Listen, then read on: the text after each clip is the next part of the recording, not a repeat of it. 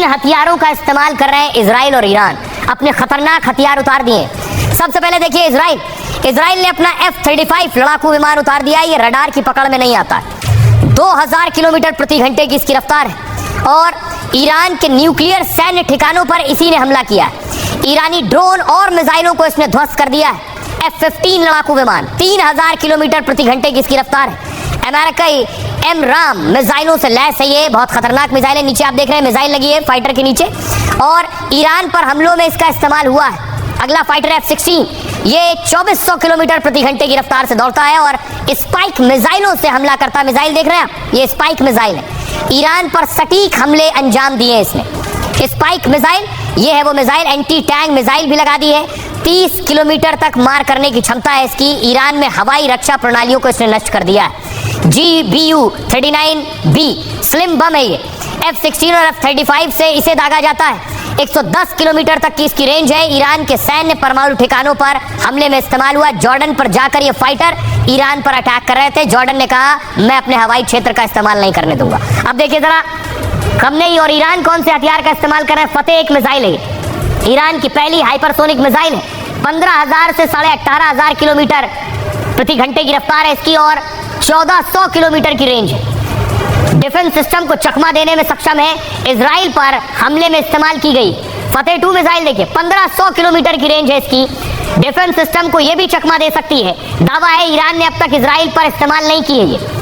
ये है खोरमशहर 4 missile ballistic missile है। ये ईरान की 2000 किलोमीटर की रेंज है। 1500 किलोग्राम विस्फोटक ले जाने में सक्षम है। इजराइल के कई ठिकानों को इसने निशाना बनाया है। यह इमाद मिसाइल मध्यम दूरी की बैलिस्टिक मिसाइल है। ये 7402 किलोमीटर प्रति घंटे की रफ्तार और 1700 से 2000 किलोमीटर की रेंज है इसकी। 13 जून को इजराइल के खिलाफ इस्तेमाल की गई है। यह है शाहिद ड्रोन। रेंज है इसकी 2000 किलोमीटर, रफ्तार 200 किलोमीटर प्रति घंटा और रडार से बचने में भी सक्षम है। ये इजराइल के खिलाफ जंग में इसका इस्तेमाल हुआ। ये अरशद ड्रोन आत्मघाती और एंटी रडार ड्रोन है। इजराइल की रडार प्रणाली का टारगेट किया है इसने। यह गाजा ड्रोन 2000 किलोमीटर की रेंज है इसकी और 35 घंटे तक उड़ान भर सकता है। लंबी दूरी के टारगेट को अटैक कर सकता है। दावा इजराइल के खिलाफ अब तक इसका भी इस्तेमाल नहीं हुआ है। यानी ये हथियार जिनका इस्तेमाल ये दोनों कर रहे हैं, लेकिन बहुत से हथियार अब तक ईरान ने नहीं शुरू किए। लेकिन डर अमेरिका और इजराइल को ये है कि ईरान 20,000 मिसाइलें बना चुका है। इन मिसाइलों का इस्तेमाल कर सकता है। ईरान इजराइल के हमलों का जवाब मिसाइल से दे रहा है। ईरान की सबसे बड़ी ताकत उसकी मिसाइलें। दावा है ईरान के पास करीब 20,000 मिसाइलें, जिनमें 3000 बैलिस्टिक मिसाइलें, 2000 मिसाइल सीधे इजराइल तक पहुंच सकती। ईरान के एक नेता ने दावा किया कि हम 100 दिन के युद्ध के लिए तैयार हैं। ईरानी मिसाइलों को इजराइल का डिफेंस सिस्टम नहीं रोक पाएगा। ईरान ने कुछ दिनों पहले अपनी अंडरग्राउंड मिसाइल फैक्ट्री की तस्वीरें जारी की थी। ईरान के पास फतेह से लेकर तमाम ऐसी मिसाइलें हैं जो इजराइल के सभी शहरों को निशाना बना सकती हैं।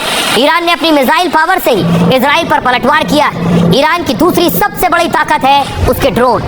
ईरान के ड्रोन सस्ते और बेहद घातक हैं। ईरान के पास शहीद, मुहाजिर से लेकर कई तरह के ड्रोन हैं। ईरान के ड्रोन 2000 से लेकर 2500 किलोमीटर तक हमला कर सकते हैं और कई ड्रोन इतनी कम ऊंचाई से हमला करते हैं कि इन्हें रडार भी नहीं पकड़ सकते हैं। इजराइल ईरान जंग के बीच तुर्की के राष्ट्रपति का ऐलान है कि तुर्की छोटी लंबी दूरी के मिसाइल का उत्पादन बढ़ा देगा।